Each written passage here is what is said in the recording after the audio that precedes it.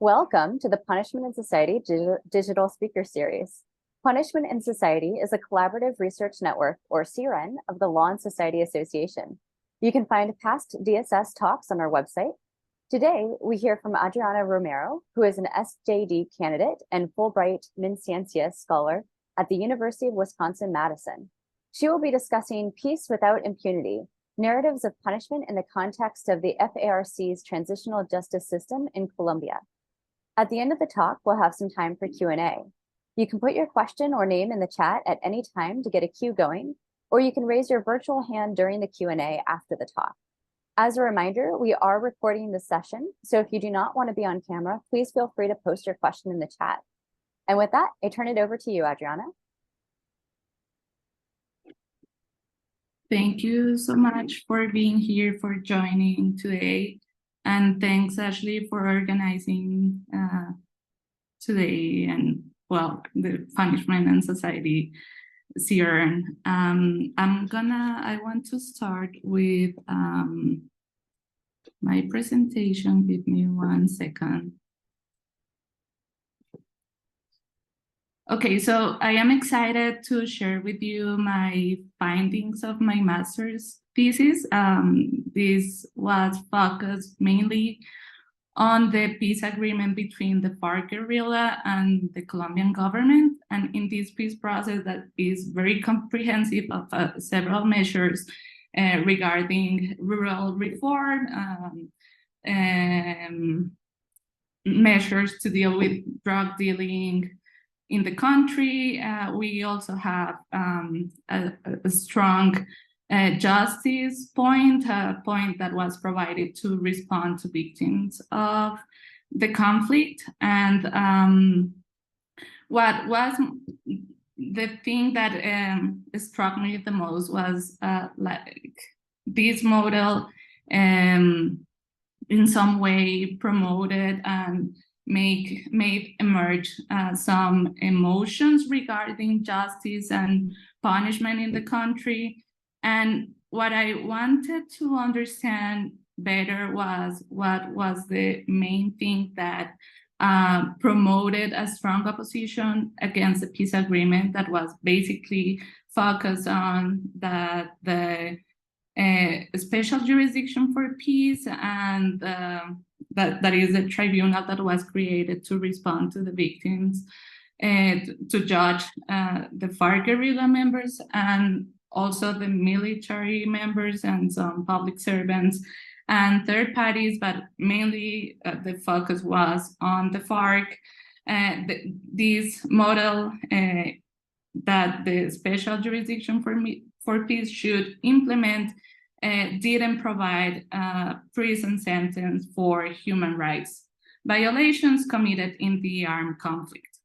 And the first time I was interested in this debate was when I was working on a prison in Itagüí, that is in a region of the country called Antioquia, very close to Medellin. And I had to work there with paramilitaries that were in prison also because they were participating in a transitional justice process, and they were serving sentences from 5 to 8 years for the crimes they committed in this conflict. And what was so exciting at that moment was that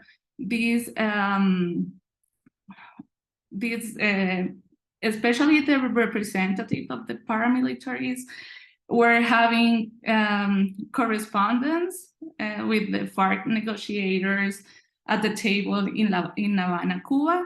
And one of the pieces of advice they were sharing with the FARC negotiators was that they shouldn't include prison as part of the agreement they could reach with the Colombian government, especially because that was like their public argument. What they publicly alleged was that a prison was an obstacle for reaching and working with victims. So I'm gonna try to organize a little bit more what some elements of the conflict and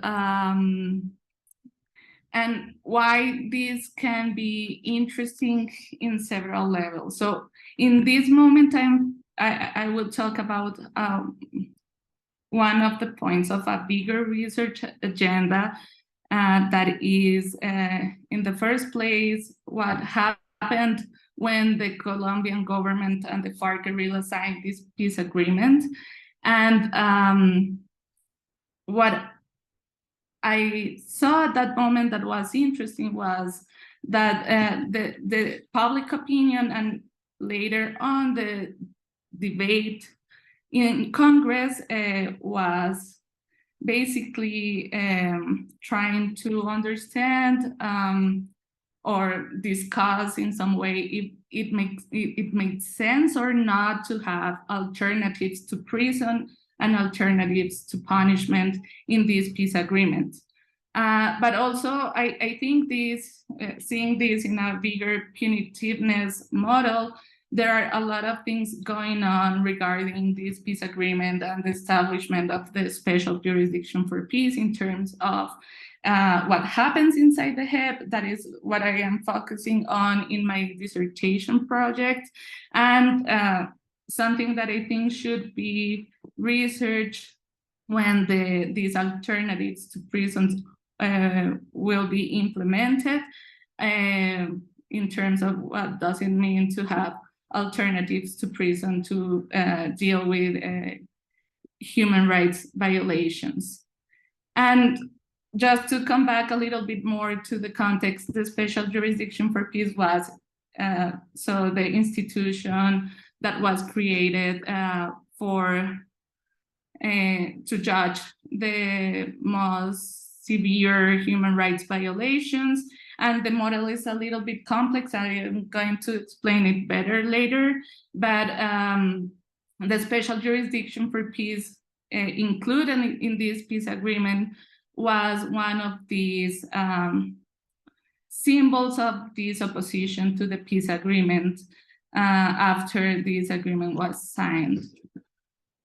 And this started since the negotiation process was being held in Havana, and as you can see, it was in the center of the public debates about justice, and in some way also it was a political instrument for recovering power of one of the parties opposed to the government at that time of Juan Manuel Santos. I just wanted to show you what was circulating at that time. Here we have, I don't know if you can recognize him. This is Pablo Escobar at the left, on the left, and this is one of FARC's members. He was the one who was leading the negotiation process in Havana. And all the time we had that kind of dichotomies around justice and around the meaning of peace, of reaching a peace agreement that didn't judge in a strong way to the FARC guerrilla.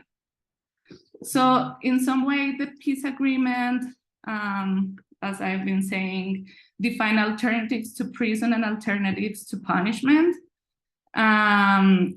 One of those points, besides the idea that the FARC former combatants receive seats in Congress, was that they also won't serve prison time if they tell the truth. And in some way, transitional justice here occupied like a main place in the public deliberation in terms of the debate of what was justice and what should be punishment, and also in terms of how should we think about the consequence of decades of conflict. So I will focus my presentation in 5 points. The first one, I want to explore more this idea of how prison was discussed as or not as the only punishment that should receive the FARC guerrilla, and how this peace agreement allowed some debates about justice and punishment to emerge. I want also to explore 3 different bodies of literature that have been discussed, some relevant points to this discussion, and after that I want to explore some elements about, in concrete, what's the Colombian conflict, about the FARC's peace agreement, and to explain with more detail what are the alternatives to prison and punishment that the special jurisdiction for peace must impose. And then I will talk about some methodological strategy that I have been, that I used to analyze the gazettes of Congress and some decisions of the Constitutional Court that were relevant in this process of regulating the legal framework of the HIP.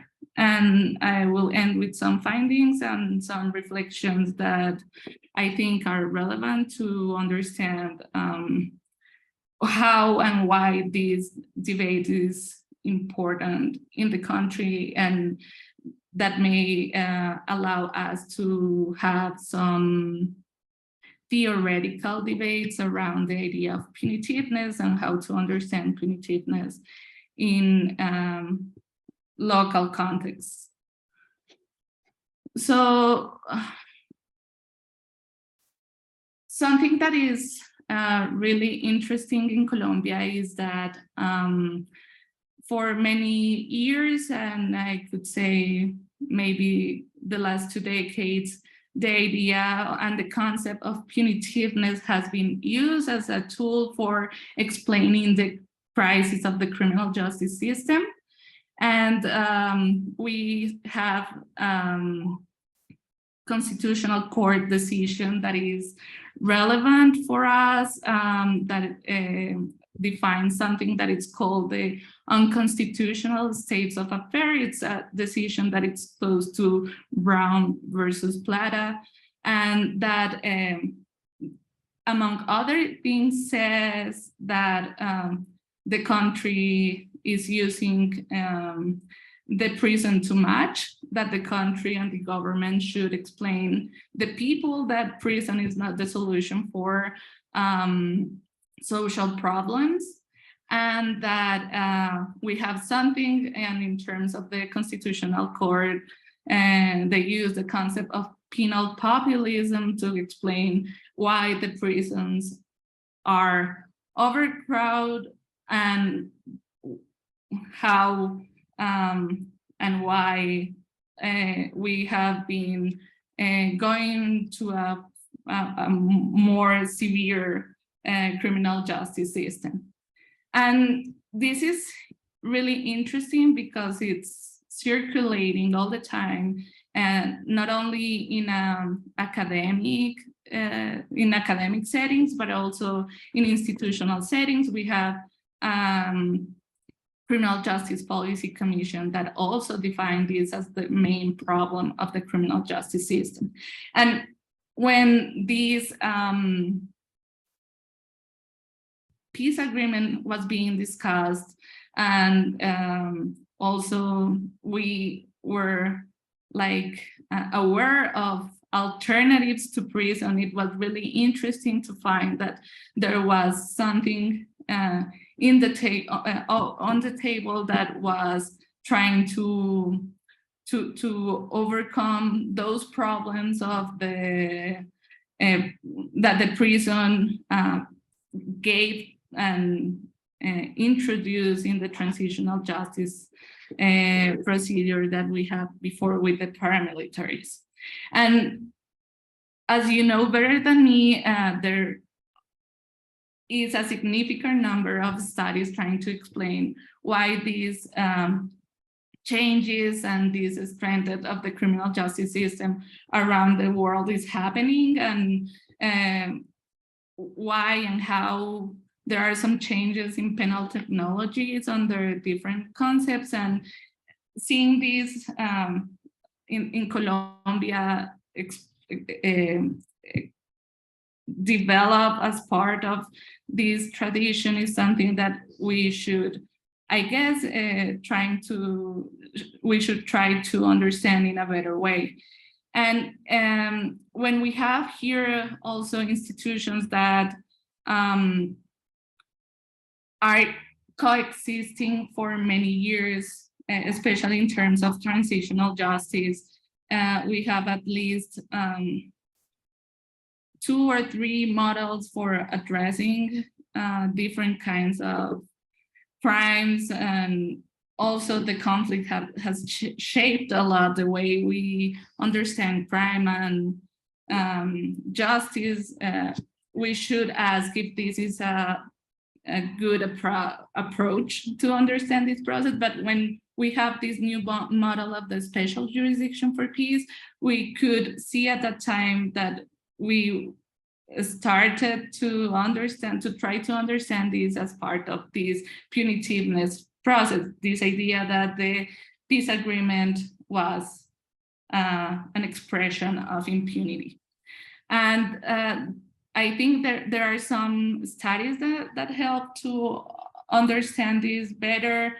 For example, Cristi Lone and Joachim Sabelsberg about the different scales in which this problem of punitiveness and this reliance on prison have been expanded around the world. And in these terms, I think I follow what Matthews said, that punitiveness is a volatile and contradictory category, and also the proposal of these German authors that try to define this process of penal, of production of penal policy as something chaotic and bidirectional. And also, I was trying to use this model of the Max Planck that define that for understanding punitiveness, we should be aware of these different levels that also you know better than me. And I won't focus on these, but in these terms, this thesis wanted to focus on this macro level of social debate and political discourses about this, the introduction of this model of justice in the peace agreement. But also, besides the punitiveness and the anti-impunity literature, we have a very particular analysis here in Colombia that have been trying to understand how victims' opinion and how public opinion more generally affects the way in which Colombians think about justice and punishment. And what I found interesting about this was that in these studies that have been trying to analyze this longitudinal process of change in terms of opinions, there are at least 3 main ideas. The first one, that these preferences have been changing when these transitional justice measures have been implemented, but also that there is an heterogeneity of victims' opinion, and that not everyone wants to receive the same measure or the same response to the crimes. but also that transitional justice has been instrumental for the elites to define some political measures and some ideas about how is like the vision of the state and society should be defined in Colombia. So based on this analysis, what I found interesting was this gradual change of these perceptions, but also the idea that if we analyze some different set of documents, as the one we can see as the Congress Gazettes, for example, or also the Constitutional Court, we could find interesting measures and information to understand what are the roots of these possible punitiveness, and especially what are the meanings and sensibilities that help understand what means justice and punishment in Colombia. Some elements about the context, so you can have a better idea about what has been happening in Colombia. So we have a very long conflict of more than 6 decades with different actors. Some of them were Marxist-Leninist guerrilla groups, other paramilitaries, right wings that emerged as insurgent groups, but also as allies of the state, and also military intelligence agencies, and in some cases even justice organisms. And all of them, in a very complicated way, have participated in the country, as well as the drug cartels and other organized criminal groups. Some ideas and data about the crimes committed in this conflict. We have around 4,000 victims of kidnapping, more than 180 victims of selective murder. The Truth Commission said that we had more than 1 million people assassinated, almost 4,300 massacres, and more than 8 million victims of forced displacement. It's difficult to talk about the Colombian armed conflict. Some people say, in fact, that there are a lot of conflicts that coexist, and this is why it has been also a really difficult conflict to deal with. And we have been negotiating peace for decades. In the 1980s, we had a negotiation that allowed a party to emerge that was called the UP Party, and more than 5,000 of their members were assassinated or had to go out of the country. And this has been also part of the narratives of the conflict in the country. But in terms of penal policies and penal measures to deal with these, with the crimes committed, we have this only after the 2000s, and we have 2 transitional justice processes that establish tribunals and measures. And the first one was with the paramilitaries in 2005, and in 2016 with the FARC guerrilla.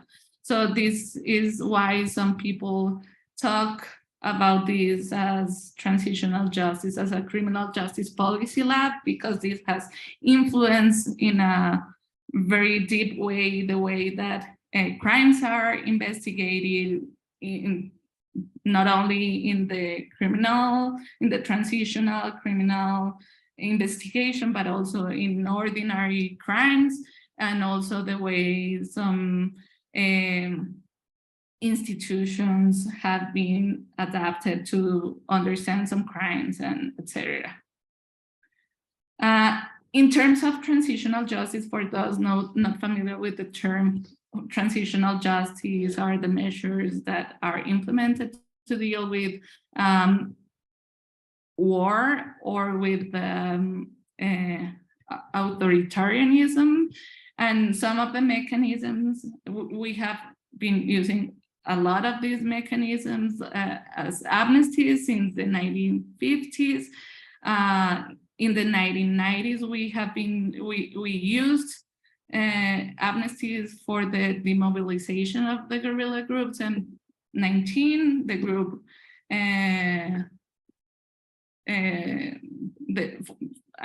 our president Petro right now was from this M19 guerrilla group, the EPL, and also there are amnesties in the peace agreement with the FARC guerrilla for those crimes that are not considered serious crimes. Also, we have been implementing extrajudicial truth-telling processes in 2005 as a consequence of the process with the paramilitaries.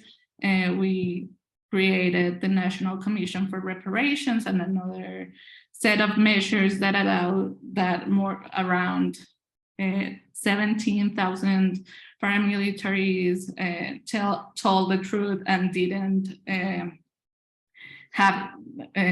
weren't prosecuted at that time. And also we have remedies, and this is something that is not in these debates about in Congress, but in my research right now, this is something that has been really one of the main points of the controversy about the HEP, because the HEP doesn't provide remedies to victims, just symbolic reparations, and this is something that may be interesting to analyze in another occasion. But as I told you, we have also two judicial processes created especially in this context to judge these actors of the conflict. So the negotiation process started in 2012, and then in 2016 we reached to the peace agreement, and the peace agreement, the FARC guerrilla and the Colombian government signed the peace agreement, and after a strong opposition from mainly the opposition to the government, but it was a very polarized context in which the no vote won for a tight margin the elections.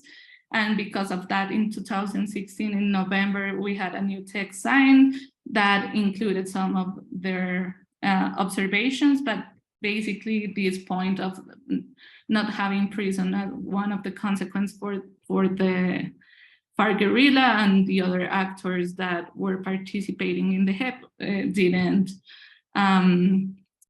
change with these measures. And after that, there was a special procedure for creating the legal framework in Congress that was the moment where this debate took place. So basically, the fast track had 3 different moments.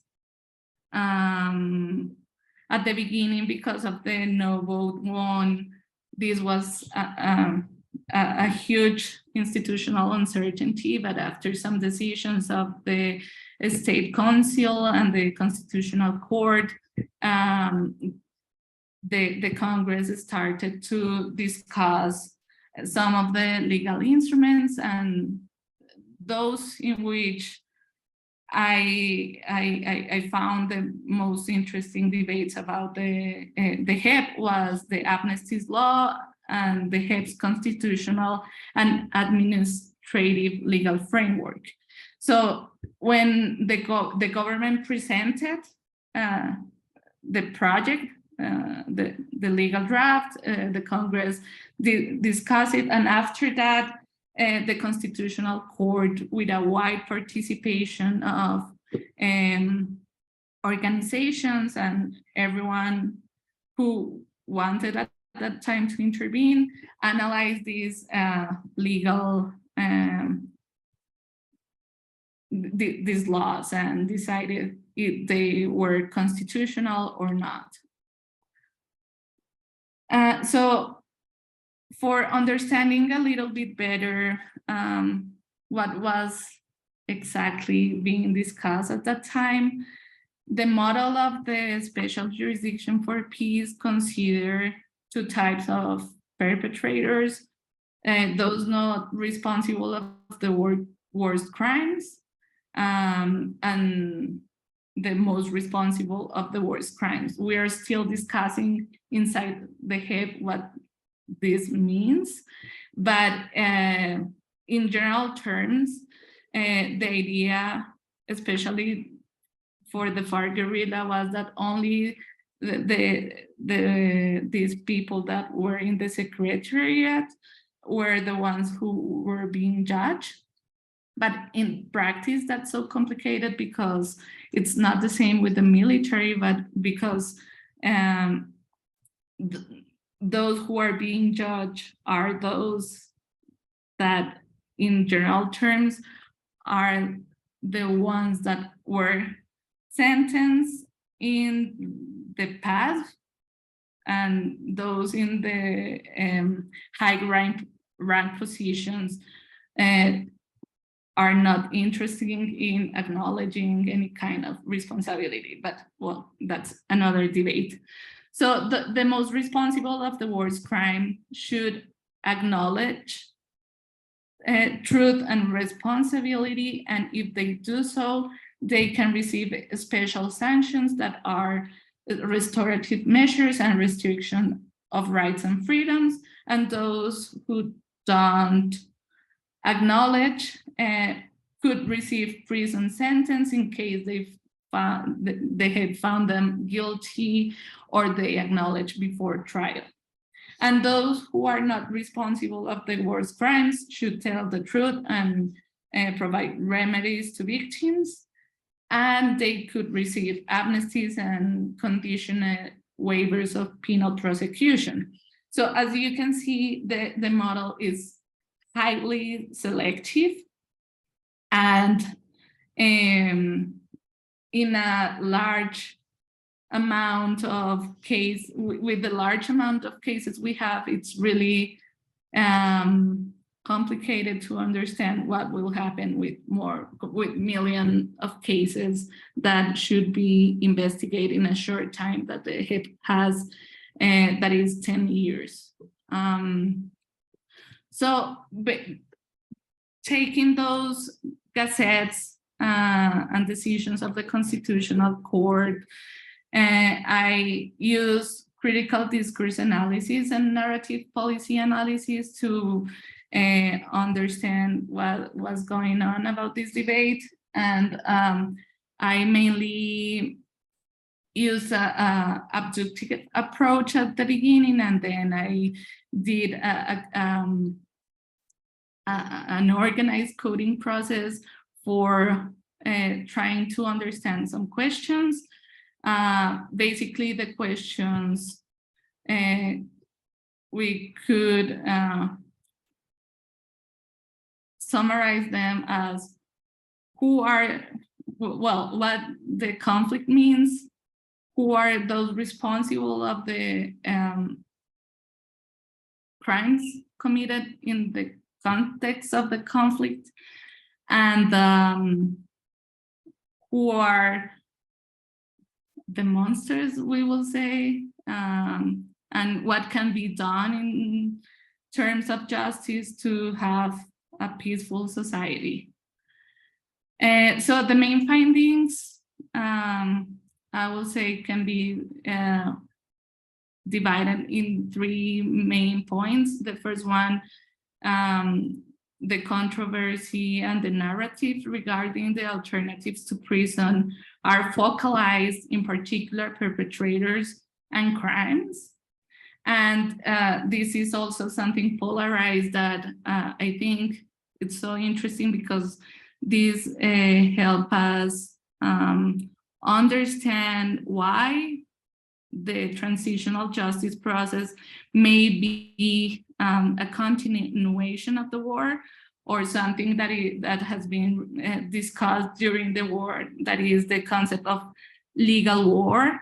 And in some way, we have here, we can find here that the actors and the sectors that are supporters or against the actors of the conflict, or the idea of a particular solution to the conflict, are trying to win the war in legal means. And this is something that also should be explored further. And also something that was really interesting in these gazettes, as I'm going to show you briefly, is that we have, in some way, a combination between the local meanings of the conflict that shape the way we understand justice and what we understand as a serious crime, for example, and what we can accept or not as a consequence for those participating in the conflict, but at the same time, different appropriations of what Lone calls the imagination of global justice, these global meanings of justice that human rights movement have been promoting in the last decades, that in some way have been in Colombia, we have been trying to in some way make compatible in terms of how can we go out of the war, and at the same time, how can we respect and respond to the international standards. And the final, it's not necessarily a finding, but it's something that I have been thinking a lot about, is the idea of transitional justice as a tool for penal change. In some way, the role that the conflict has in the country, and the role that transitional justice occupy in terms of the actors that participate in the justice institutions, is something that we should also explore further. And maybe the same thing that Sisman Quiroz has been talking about, transitional justice as a tool for understanding penalty in Latin America. So these controversies, I think we can focus on 3 main points.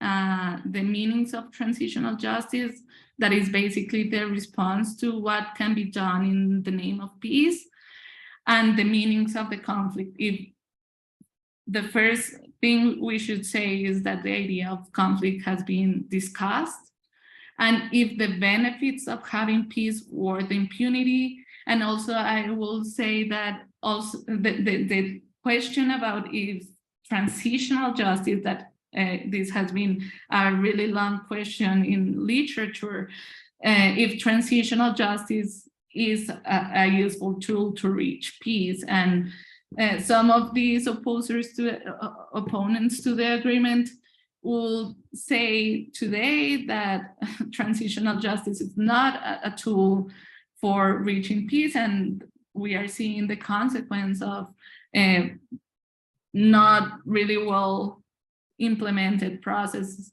of transitional justice, because in I don't know, a little bit more than 7 years, we are having another wave of violence that we are trying to discuss right now with this idea of total peace. The second controversy is related to this idea of the targets of punishment, that, as I said, is who are those responsible for the atrocities, and in some way which are these atrocities. And the third one will be what impunity means, and this is so interesting in the debates about the changes that international courts have been trying to be flexible with, especially the approach of the Inter-American Criminal Court and the ICC, that in some shift, they have been supporters of the peace agreement in Colombia, despite being in some way having less prison-focused, having being not focused on prison, and having a highly selective model that until now we are not sure what will be the consequences. And also there are some tropes and some things that also are interesting in these debates, and are the fear that the actors are fearing the truth-telling process, and how hope for peace is also a strong persuasion in these debates. So I'm going to show you some of the examples of these just for illustrating this debate. This was part of the government's explanatory statement of the amnesty law. After a half-century of internal armed conflict, which turned almost 8 million of Colombians into victims, the final agreement to end the armed conflict and build a stable and lasting peace signed between the national government and the FARC guerrillas is one once-in-a-life opportunity for Colombia to definitely end this chapter of violence. Ending the conflict is without a doubt the best warrant for the protection of human rights and the accurate path to reach the constitutional goal of peace and pacific coexistence. So in this context, for some of the actors, the idea of the FARC going out was a strong hope of being able to build peace. But also from the perspective of the FARC guerrilla, this is a very limited interpretation of the conflict, but they also proposed at the time interpretation about this class conflict as the only root of the Colombian conflict. These are also some examples of how this was circulating at that time. This idea of being able to travel around the country, to use the roads, have been in the imaginaries for many years. And one of the representatives was saying that he could participate and visit the towns in his department, and that was one of the symptoms of peace, and this was something that could happen if we signed this peace agreement with the FARC guerrilla. And also the idea that we didn't have beds. We had at that time empty beds at the military hospital, and as you see, there is a causal relationship between the idea of not having conflict and the possibility that the transitional justice model give us. But then this idea of the conflict was really contested by the Democratic Center Party, and They always refer to the FARC guerrillas as bandits or drug dealers, terrorists, and this was an argument to reject the possibility to build a transitional justice system with the FARC guerrilla. And some of the reasons they argue was specifically the crimes. So, for example, we have one of these representatives of the Democratic Center Party. He said, we said no to the in the plebiscite. After all, because we have some observations, because we did not want to see the FARC in Congress, because we wanted to see them paying for their crimes like rape, forced recruitment of children who had not been returned, the kids, like the 2,760 disappeared people that are still missing, like the more than 700 kidnappees who the FARC guerrillas are still holding. And this is something interesting because this also may be interpreted like the way to understand that FARC has no option to be treated like in a transitional justice matter, because these were the crimes that were always circulating as those that characterize the FARC guerrilla in the public opinion. And there is something about these crimes that are not only being discussed in the transitional justice debates, but also in the criminal, in the ordinary criminal justice system, that are always being like these things that we don't bear and we don't wouldn't support any kind of alternative treatment. And this is crimes against children, rape, and it is not here, but also the idea that the actors are receiving money from the crimes they are committing.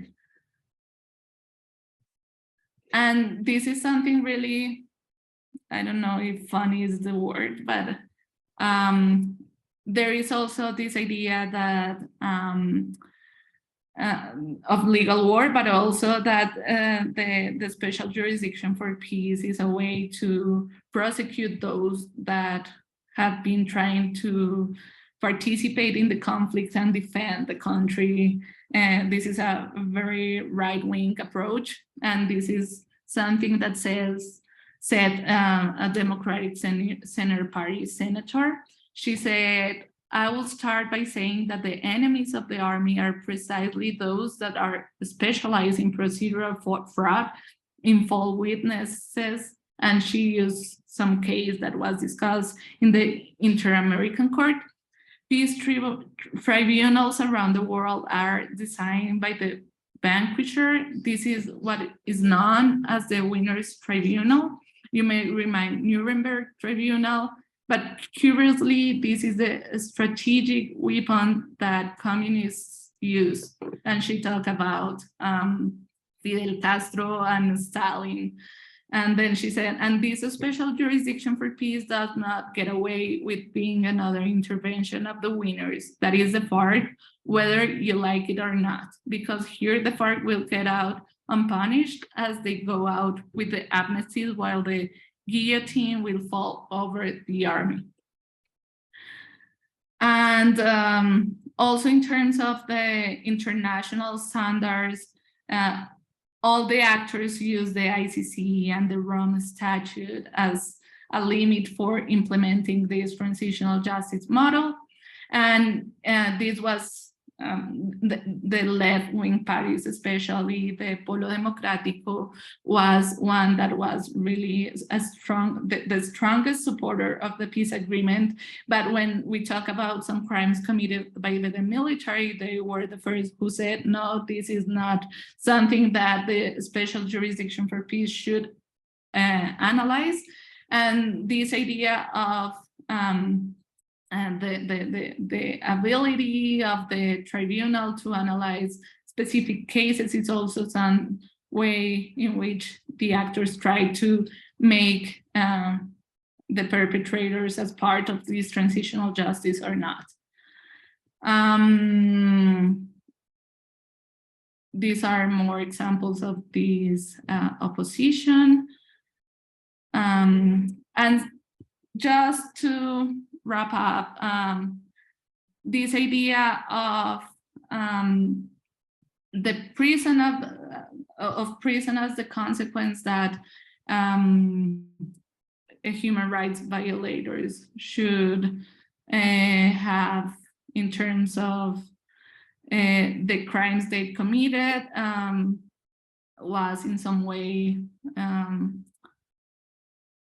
present, not as the only one, I should say, because something that was interesting was that there are more measures than prison that those opposed to the peace agreement or what we call the punitive people will suggest that were to return disappeared people or kids to their families, and also to give back the money they earn as a product of the crimes. And also this idea of prison was not only the idea of those right-wing punitive actors that participate in the Congress, but also everyone will agree that prison is the good response. And in those terms, the idea of having restorative sanctions was mocked in some way in these terms. Those responsible for war crimes and crimes against humanity will only pay nil sentences as grow lettuce. And for those who don't like it, well, I change it to carrots or the vegetables they want to plant on Saturdays mornings. Here, the legal instruments are not defining a sentence proportional to the gravity of the crimes committed. And I go back to the case of the International Criminal Court in section 77. The International Court defines sanctions under penalty of prison up to 30 years for crimes against humanity. So, as I said, this was also present for some emotional arguments about what truth mean in the country, and those supporters of the peace agreement said that these powerful people are fearing the truth, and this is why they don't want a transitional justice process. And as you see, it's not that there is no space for alternatives to prison, and there is no space for thinking about different ways to deal with these crimes committed in the armed conflict, but also it's clear that this is not a general tone, like we are being punitive, and in some way, there are very specific issues we should discuss to understand what is that we bear as a society, and what can we have in some way to deal with the current negotiation with other actors of the conflict that we are having right now, the ELN, in what I said, it's called the total peace. So I think I took a lot of minutes. I will leave it here. Thank you so much. Wonderful. Thank you so much for that great talk. So if the audience can please join me in offering a virtual round of applause. Yay. So we now have some time for questions. As a reminder, we are recording. So if you don't want to be on camera, please feel free to post your question in the chat and I'll go ahead and read it. So I'll give people a few moments to digest and raise hands or put their name in the chat or put their question in the chat. There's so much stuff and a very rich talk and definitely a very complicated issue. While we're waiting, I'll just mention, oh, go for it, Jonathan, please.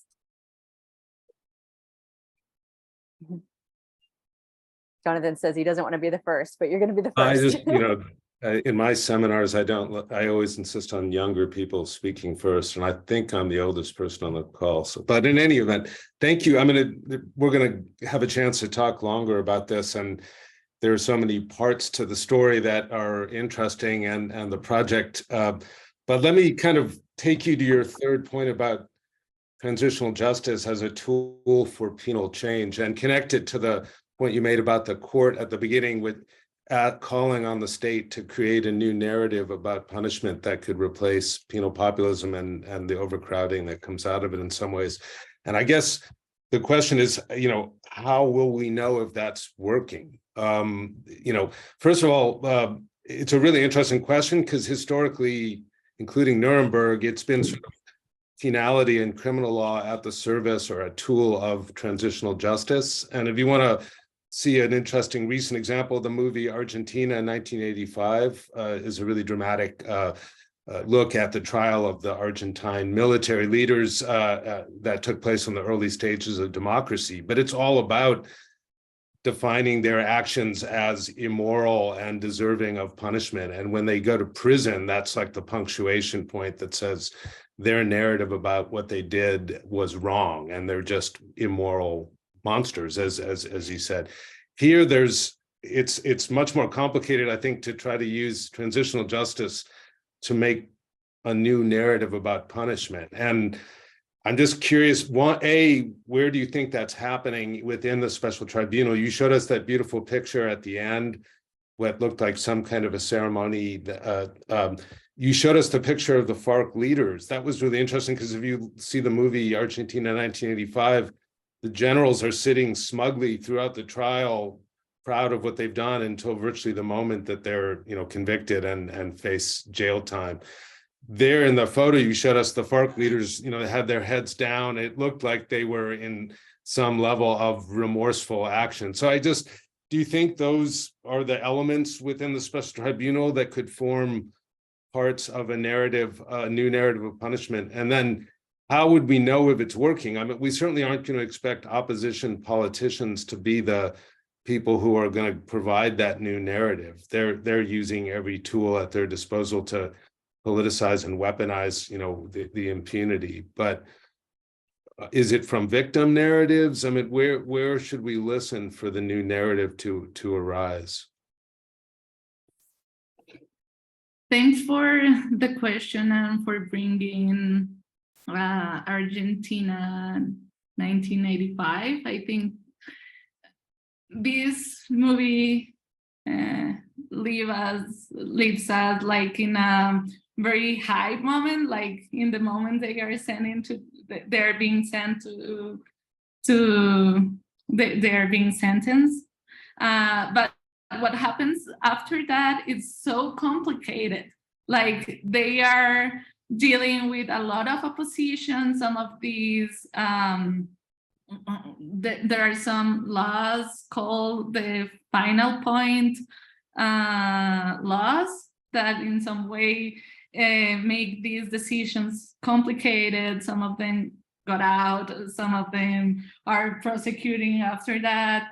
They are supposed to be the only ones who are being sentenced, but after that, in Argentina, they have like more than 1,000 trials, and I don't know, that's so complicated, and that has been dealing with a lot of emotional context. So that's a good example. And in terms of the penal change process, I will say like at least we should look at that at least at 3 dimensions. The first one is that in fact the penal institutions, the institutions that are working in the criminal justice system, in the ordinary criminal justice system, have learned from this process. since the beginning of the implementation of the Justice and Peace law with the paramilitaries in 2005. So we have new methods for investigating economic crime.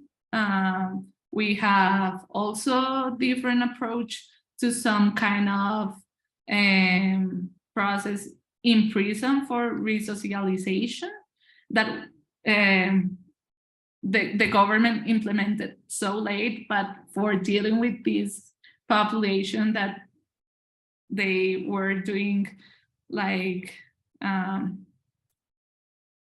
they were having a really difficult time in prison because they have to attend to a lot of hearings, and at the same time, they have a high profile different from those who were convicted to because of, I don't know, ordinary robs, drug dealing process or whatever.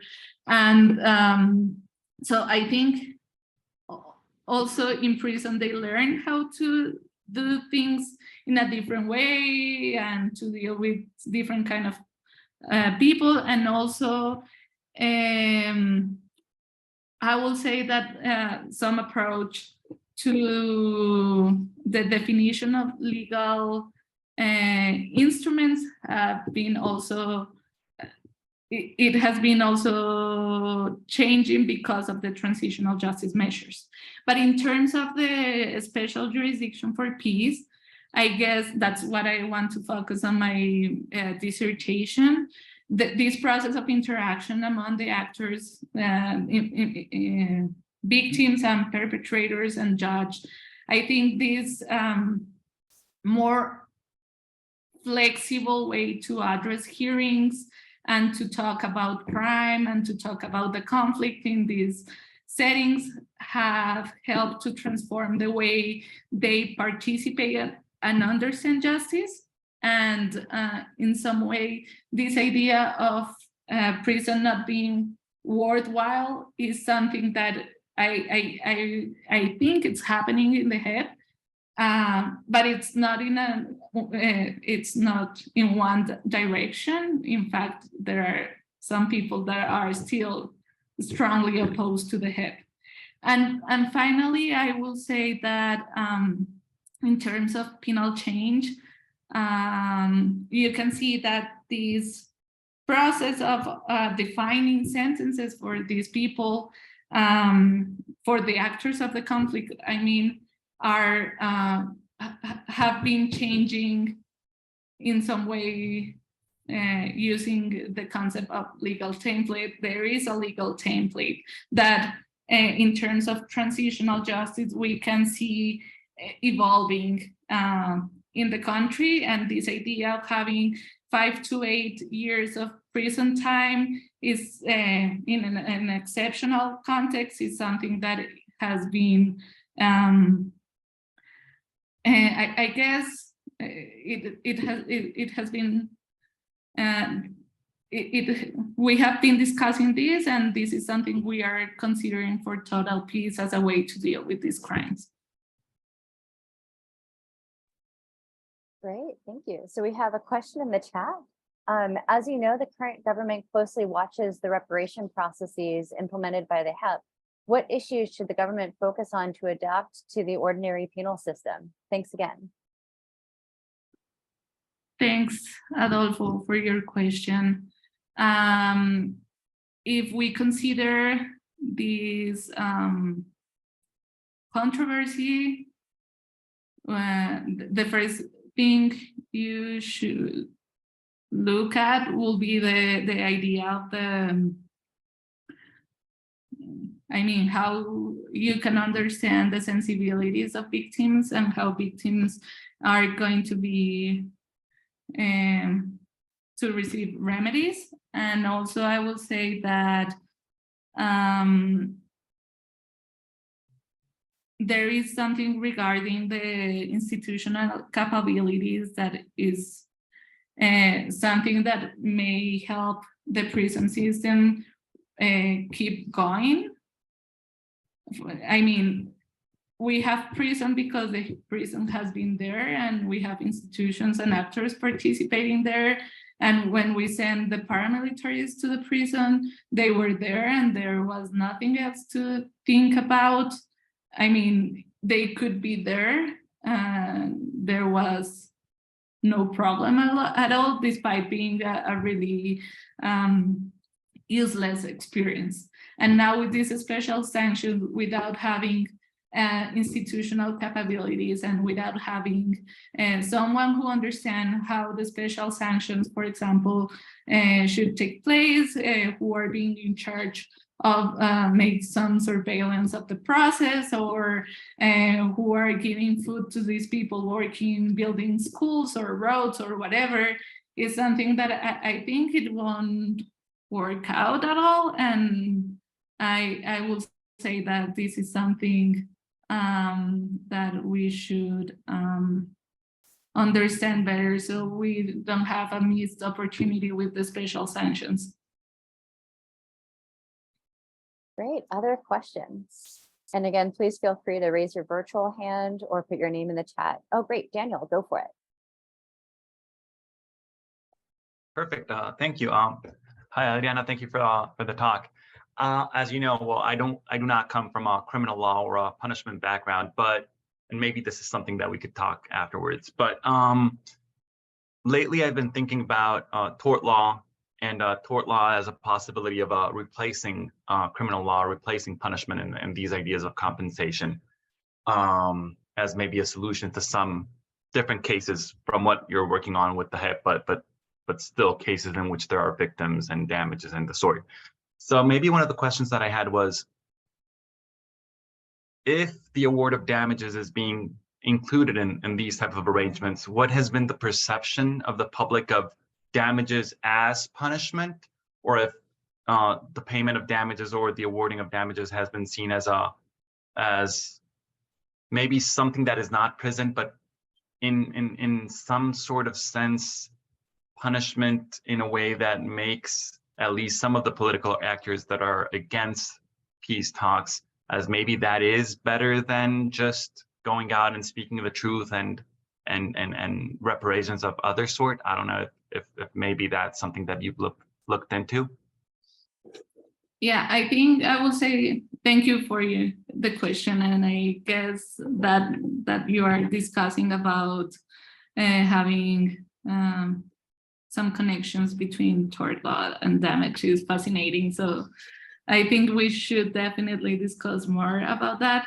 But what I will say is that we should separate like this structural dimension of the problem that is a conflict that is permeating society, you know, and there are interests that are being affected by this process.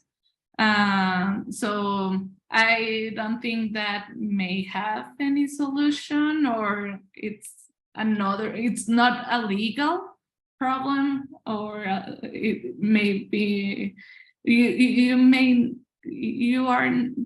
I won't think you will be able to solve that with legal instruments or policies. But in terms of what happens inside the HIP, that I think it's fascinating, is that inside the HIP, you have different kinds of victims in terms of social class and in terms of the experience with state. And what you can see there is that with those victims that have had a really bad experience with state, the poorest, those who come from the more marginalized regions of the country, they feel repair when they have someone who hears them, and someone who gives them something as recognition, I mean. But when you have those victims of higher social classes, the victims are not expecting any more than strong responses. And I think that's something that we should discuss more, because we have a wide variety of victims that may be expecting different things, and to whom these kind of measures should be. I mean, you shouldn't have like one type of measure if you want to build something more deliberative or dialogic. I don't know. Thank you. Great. Other questions? Okay, I'm going to go ahead and jump the queue while people are still formulating their thoughts. So again, thank you for a wonderful talk. I think your point about victim heterogeneity is really important and super interesting. During your talk, I kept thinking it was so interesting that the main question is kind of prison, not prison. It's, you know, there are these alternatives that you're talking about kind of truth and reconciliation and kind of saying, acknowledging what happened. And that's such an important component. But in terms of kind of the traditional elements of punishment or types of punishment that we're hearing about is prison.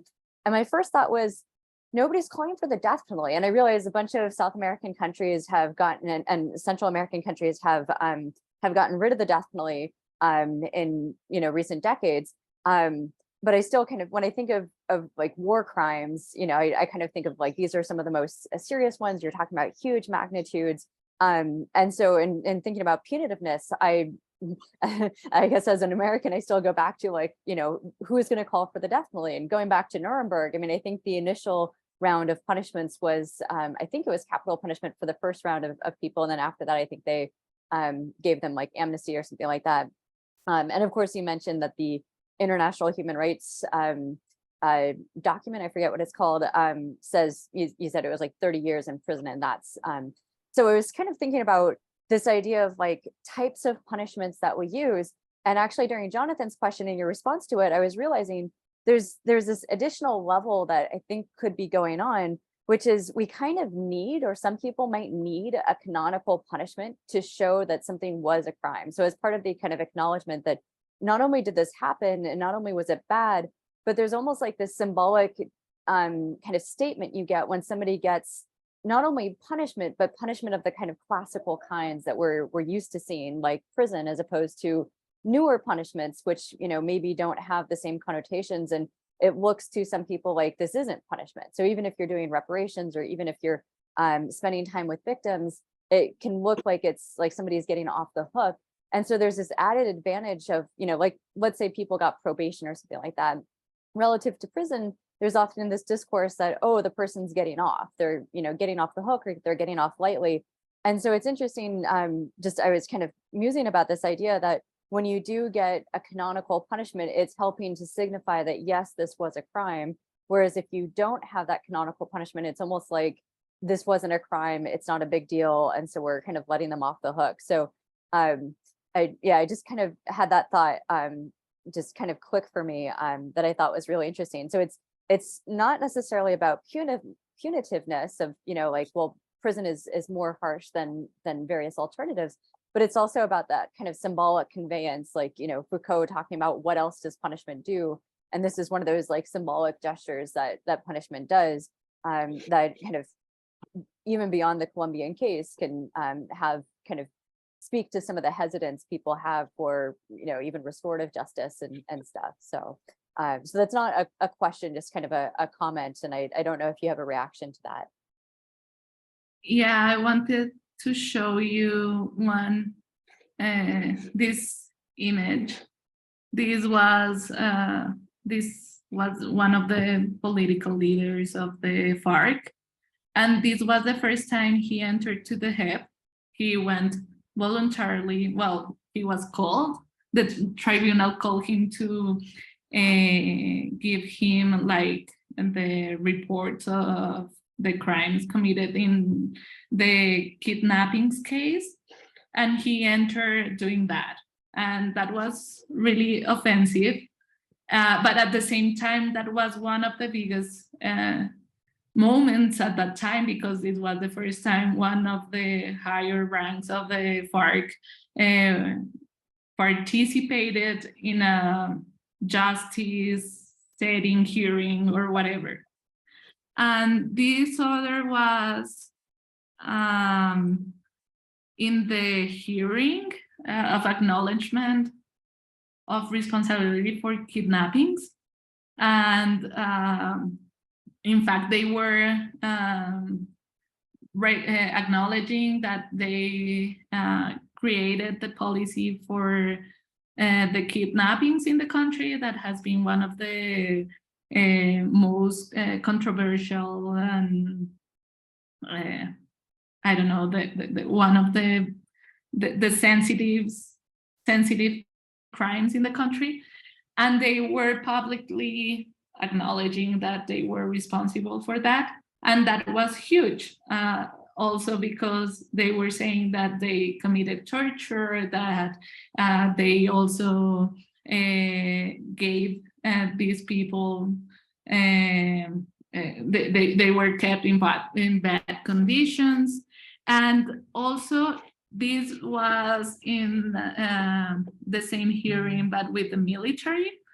And they recognized that they kill civilians and presented them as killed in combat.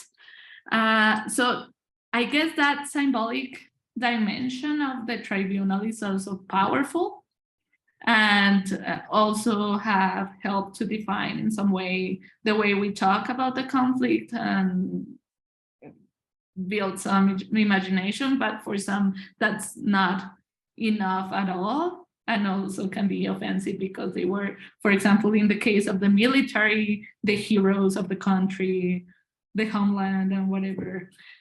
So yes, this is something that also from the opposition to the agreement was discussed, and was this idea that transitional justice is the reason why this violence keeps going on. And because there is no strong response to the crimes committed. Thank you. Other questions? I see Jonathan commented in the chat, where did the phrase "off the hook" come from? Interesting question. I'll have to Google that. I don't know. Yeah. Other questions or comments?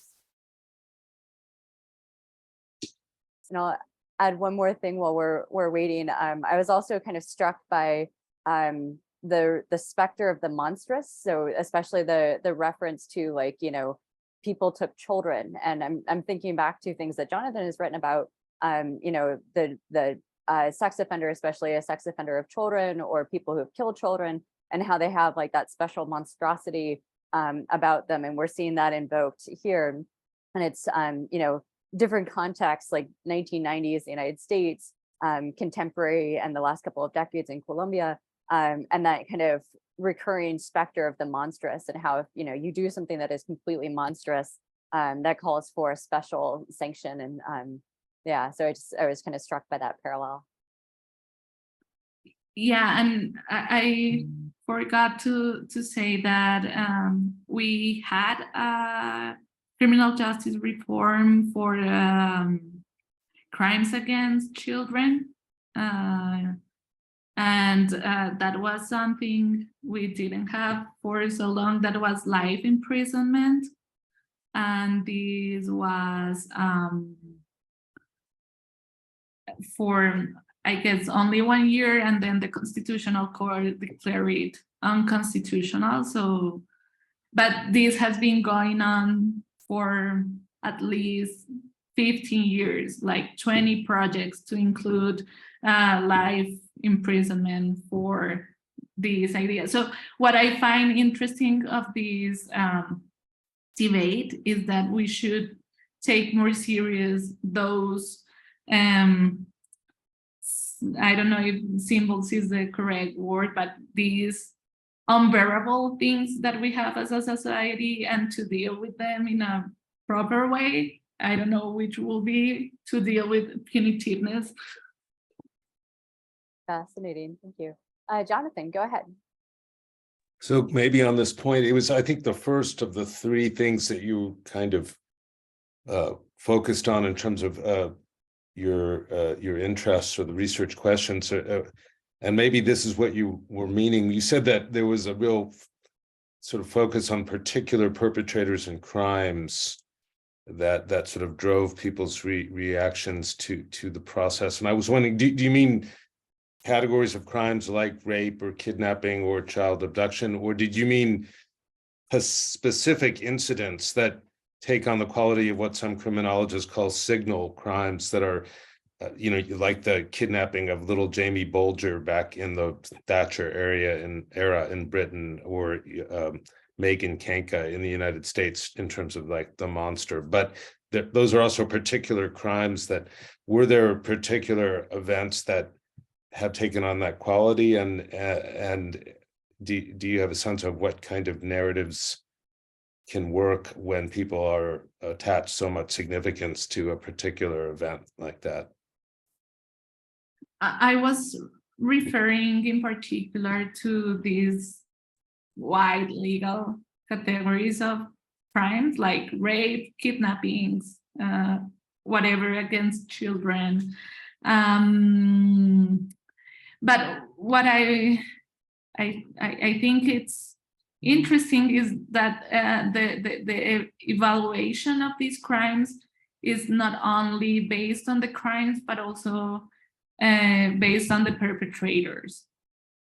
It is not those like more that are closer to the military are seeing in particular what happens with these crimes committed by the FARC, and those more opposed to the military or to the government are basically opposed to this idea of the false positives or these crimes of these people killed in combat, presented as civilians killed and presented as killed in combat. So what I find so interesting is that the evaluation differs in terms of who committed the crime. So it's not a static punitiveness, like we are against killing. It's like who, and that depends on what we can think about the crime. Fascinating. Is there another question? I think I saw a hand and then it disappeared. Other questions?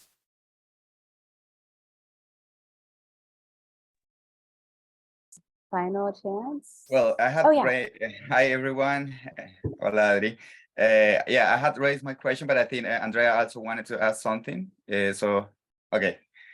Well, it's taking me a time to really articulate it as a question. So I'm gonna try to put it there, Adri, because it just follows up from what you have been discussing just in the last few minutes. And it's about, because to me, what you presented today, but also from my own personal knowledge about the process in Colombia, like these narratives and these discourses that were at the center of the discussion back then when the legislative process was undergoing, to create a HEP, the special jurisdiction for PITs, et cetera, Yeah, this idea of impunity which was so central, was normally discussed around the crimes committed by FARC, like the FARC was the monster, like most often was presented as the monster, the actor which was opposing the state was the monster, but not necessarily that other monster which was the military forces. So what I'm trying to say is that to what extent you think, or you found in your research, it was that debate about impunity or not impunity, the changes in the kind of penalty or penals that we need to use to hold accountable these crimes, was shaped by this exclusion of a primordial actor in this process, which was the military forces. Because to me, that to a certain extent that was the case there, although changed throughout the process, while the special jurisdiction for peace has been, prosecuting these actors, these agents, and trying to be trying to give a symmetric treatment to them. though not always exactly to my interpretation. But yeah, that's kind of my question, because if that's the case, then the process, this alternative, you know, because if you think of this as a possible alternative to a carceral system, you will see that it's somehow polluted, somehow, you know, biased towards particular kind of agents. You know, they want to present the monster as that which is opposed to the state, but doesn't deal that much with their own monster. You know, the monster that is close to the state, which is within the state somehow. I don't know if you understand that as a question, Adri, but just to try to. Yeah, that was what I was trying to articulate before, and that was a really good development. But I will say that something that surprised me was to find that it was not inconsistent. I mean, that there was circulating this debate against the FARC, the idea that impunity was not sending FARC guerrilla members to prison. But from the other side, traditional human rights organizations were against having the military judged by the head for the false positives. And they were, no, this is not related. This is something different. This is not the conflict. They don't deserve to be treated. That's impunity. The commander responsibility that is being created in this peace agreement is impunity. So that's what I think it's fascinating, because there is this double standard way to understand impunity depending where you stand from.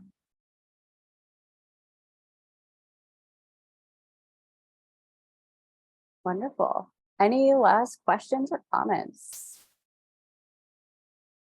Okay, well, I think we're about out of time anyway, so please join me again in thanking Adriana for a great talk. Yay.